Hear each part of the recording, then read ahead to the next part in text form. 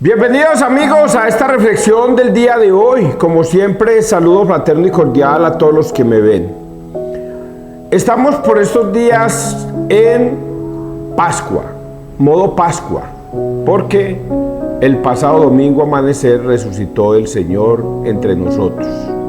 Es una conmemoración muy linda la que hace la Iglesia Católica al recordarnos ese hecho que se vivió hace 2000 años.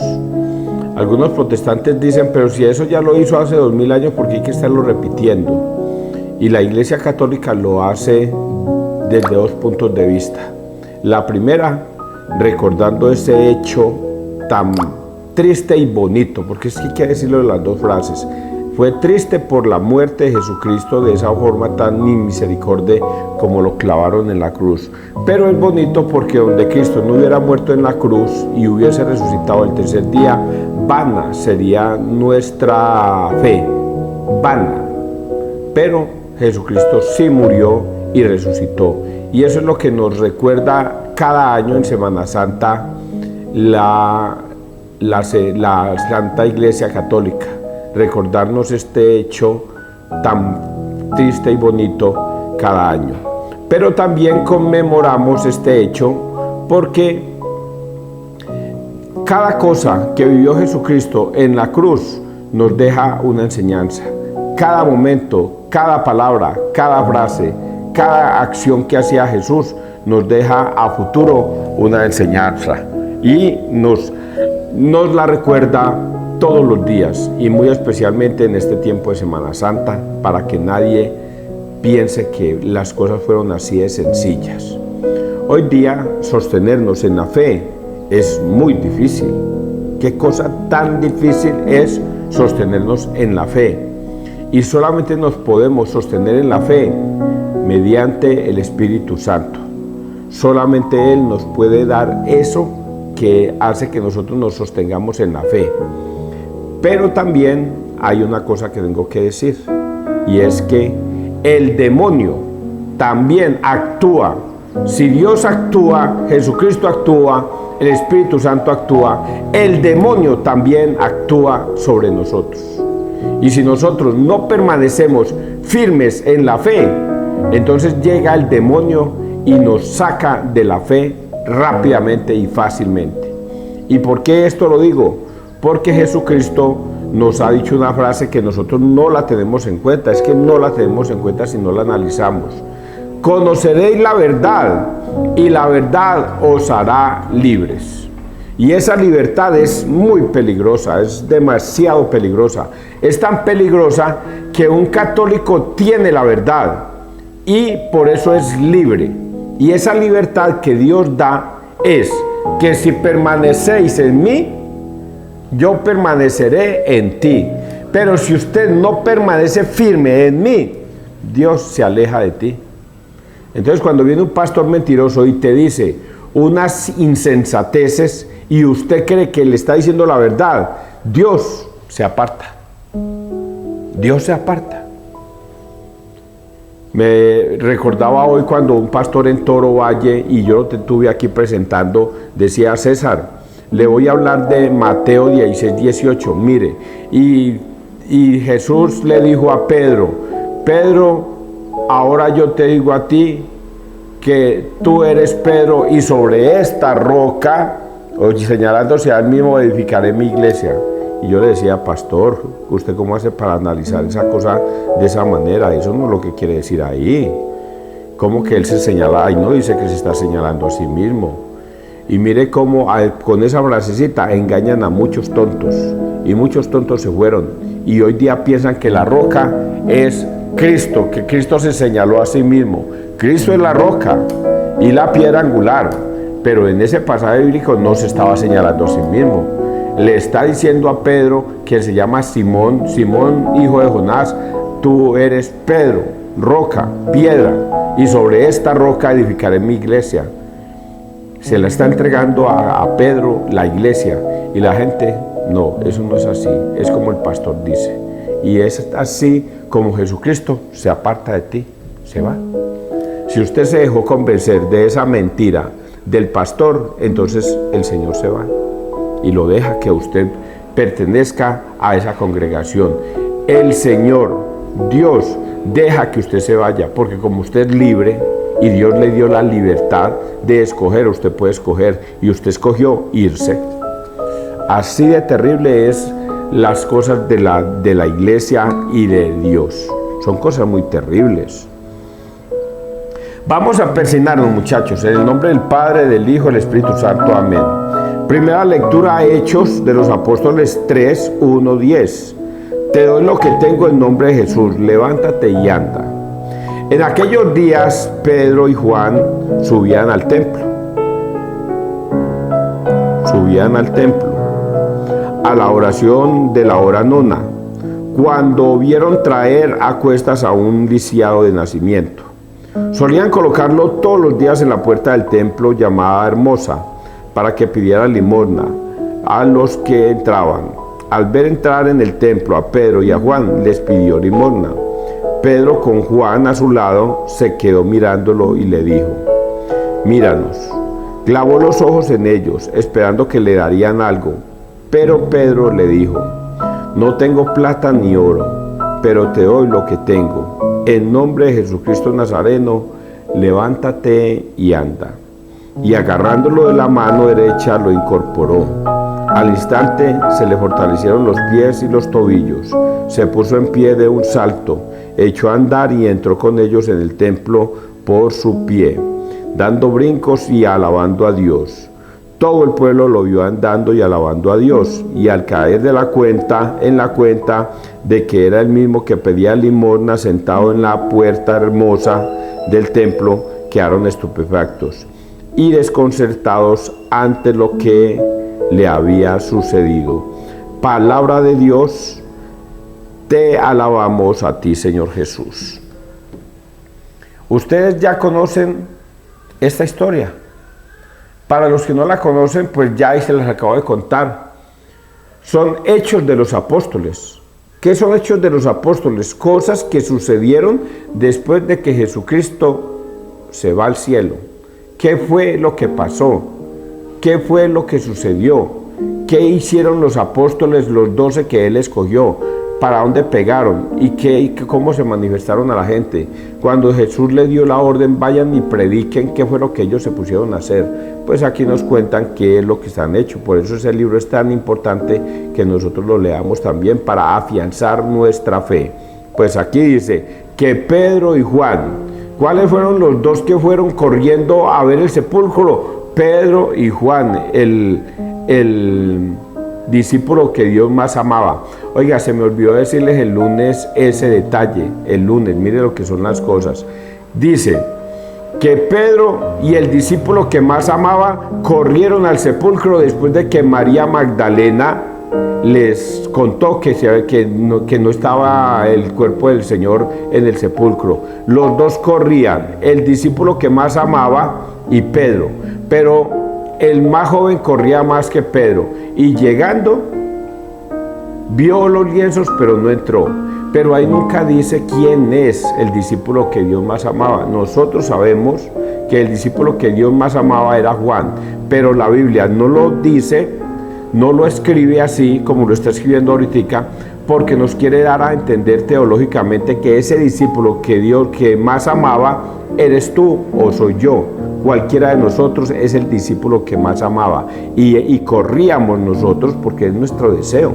Nosotros quisiéramos estar en esa época y correr a encontrarnos a Jesús. Quisiéramos ir al tiempo pasado y encontrarnos, y por eso la Biblia es tan perfecta al decirnos que el discípulo más amaba corría junto a Pedro, pero que él corría más. Pero ahí no dice que es Juan, sino que es cualquiera de nosotros, dándonos a entender teológicamente que cualquiera de nosotros puede ser. Aquí sí lo nombran, Pedro y Juan. Pedro y Juan fueron al templo a la hora nona a rezar y se encontraron en la puerta de la Hermosa, que descartaban allí o colgaban allí o ponían allí o colocaban allí a un lisiado de nacimiento. Dice, ese de nacimiento también es muy importante mencionarlo, porque no es una persona que se aporrió y entonces ellos lo van a curar. No, es una persona que llevaba años, desde el nacimiento, lisiado. Y como Pedro le dice, no tengo ni plata ni oro, pero te doy lo que tengo. El lisiado pensó que le iban a dar plata y oro a él. Y resulta que Pedro le dice, no, yo no te voy a dar plata ni oro, pero sí te voy a dar algo que se me ha dado a mí. ¿Y qué fue lo que le dio? El poder de hacer milagros. En el nombre de Jesús, no en el nombre de Pedro, no en el nombre de Juan, sino en el nombre de Jesucristo. Y así está escrito. Clavo los ojos, no tengo plata ni oro, pero te doy lo que tengo en nombre de Jesucristo Nazareno. Levántate y anda. Y ese hombre se levantó y andó. Y mire lo que son las cosas de la vida. Este hombre se levantó y andó, y entonces todos quedaron maravillados de ese milagro que había hecho Pedro. Maravillados, quedaron sorprendidos, estupefactos de ver ese milagro que habían hecho. Y cuando Jesús estuvo entre ellos, les hizo cientos y cientos de milagros. Y a pesar de eso, fueron capaces estos sinvergüenzas de decir, crucifícalo, crucifícalo. Así es de triste la vida. Pero aquí lo que nosotros nos vamos a quedar es que este hombre se levantó gracias al poder que Dios le dio a sus discípulos. Y aquí tengo que tomar otro detalle. Recordemos que el domingo pasado leíamos que el Jesucristo resucitó, y Juan y Pedro cuentan esa historia. A ustedes les voy a contar que no, ustedes saben la historia del Señor, ustedes saben la historia de Jesucristo, de cómo vivió en este mundo haciendo el bien, de cómo hizo milagros y ayudó al mundo entero, a los pobres, a los desvalidos, y sin embargo ustedes lo crucificaron colgándolo de un madero.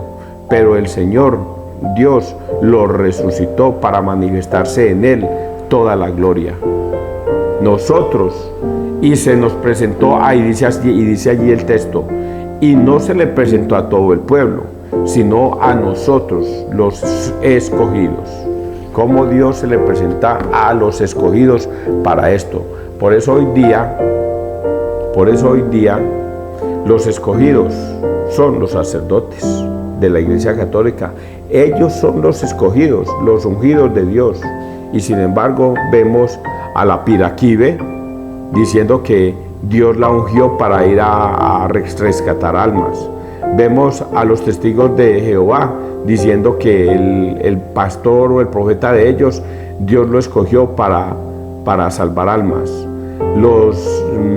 Carlos Parán en 1904 de los evangélicos dice que Dios lo escogió para salvar almas. Y así todas las iglesias que se han fundado, y todo pastor mentiroso que agarra una Biblia cree que Dios lo escogió para salvar almas, y resulta que eso es una gran mentira, porque Dios no escogió a ninguno de ellos. Dios escogió solamente a 12 discípulos hace 2000 años y les dio para que ellos escogieran a sus sucesores a través de la imposición de las manos. Por eso ningún pastor mentiroso puede llegar a tu casa a decirle que él es un ungido de Dios y que Dios lo escogió, porque es una mentira del demonio. Vamos a avanzar. Salmo 104. Que se alegren los que buscan al Señor. Dad gracias al Señor, invocad su nombre. Dad a conocer sus hazañas a los pueblos. Cantadle al son de instrumentos. Hablad de sus maravillas. Gloriaos de su nombre santo. Que se alegren los que buscan al Señor. Recurrid al Señor y a su poder. Buscad continuamente su rostro. Estirpe de Abraham su siervo, hijos de Jacob su elegido. El Señor es nuestro Dios. Él gobierna toda la tierra. Se acuerda de su alianza eternamente, de la palabra dada por 1000 generaciones, de la alianza sellada con Abraham, del juramento hecho a Isaac. Que se alegren los que buscan al Señor. Y vamos a leer el Evangelio, Lucas 24, 13, 35. Lo reconocieron al partir del pan. Mucha atención a esta historia que tiene un mensaje eucarístico. Un mensaje eucarístico es lo que vamos a encontrar en esta historia. Aquel mismo día, el primero de la semana, dos de los discípulos de Jesús iban caminando a una aldea llamada Emaús, distante de Jerusalén, unos 60 estadios. Iban conversando entre ellos de todo lo que había sucedido. Mientras conversaban y discutían, Jesús en persona se acercó y se puso a caminar con ellos. Pero sus ojos no eran capaces de reconocerlo. Él les dijo: ¿qué conversación es esa que traes mientras vais de camino? Ellos se detuvieron con aire entristecido y uno de ellos, que se llamaba Cleofas, le respondió: ¿eres tú el único forastero en Jerusalén que no sabes lo que ha pasado allí estos días?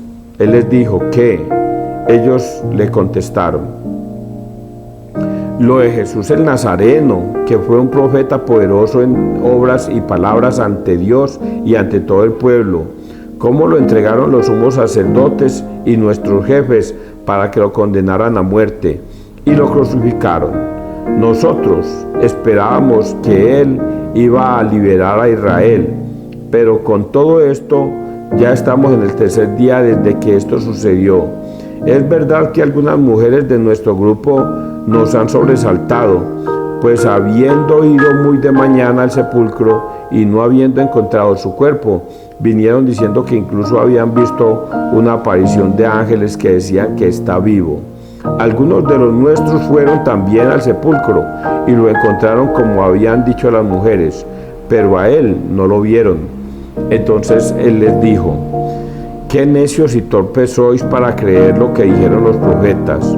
¿No era necesario que el Mesías padeciera esto y entrara así en su gloria? Y comenzando por Moisés y siguiendo por todos los profetas, les explicó lo que se refería a él en todas las escrituras. Llegaron cerca de la aldea a donde iban, y él simuló que iba a seguir caminando, pero ellos lo apremiaron diciendo: quédate con nosotros porque atardece y el día va de caída. Y entró para quedarse con ellos sentado a la mesa.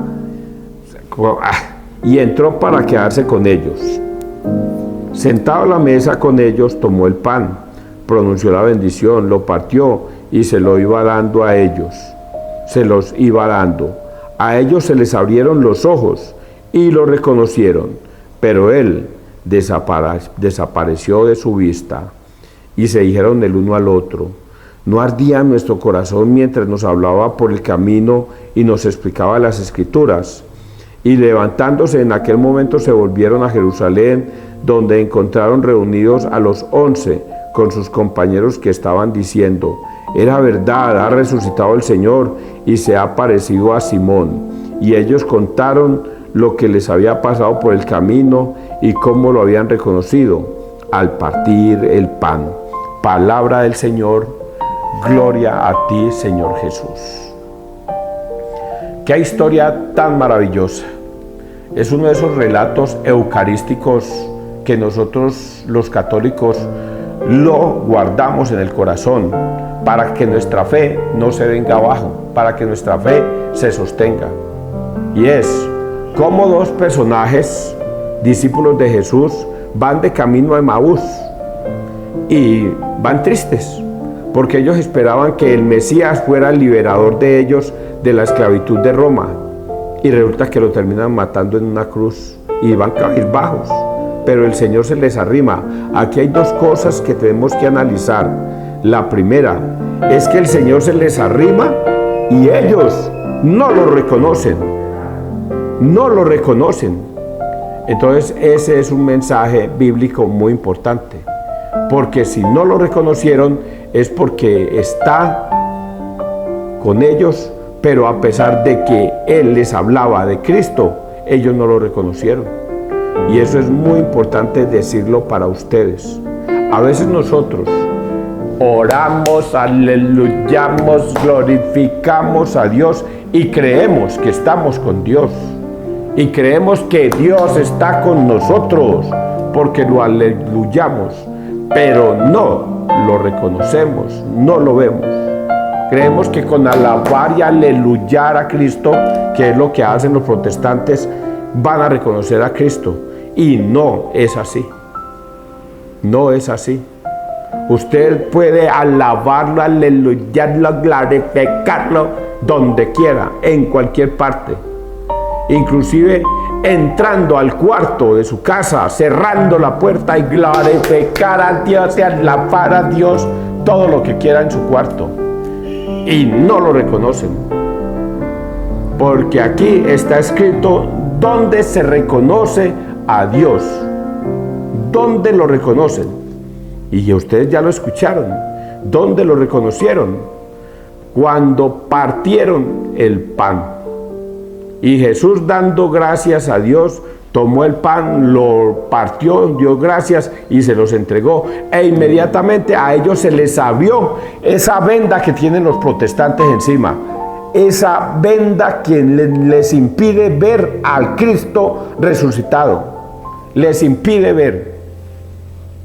Por eso vuelvo y repito, yo lo hago con cierto jolgorio. Alabar, aleluyar, glorificar a Dios. Eso no sirve para nada.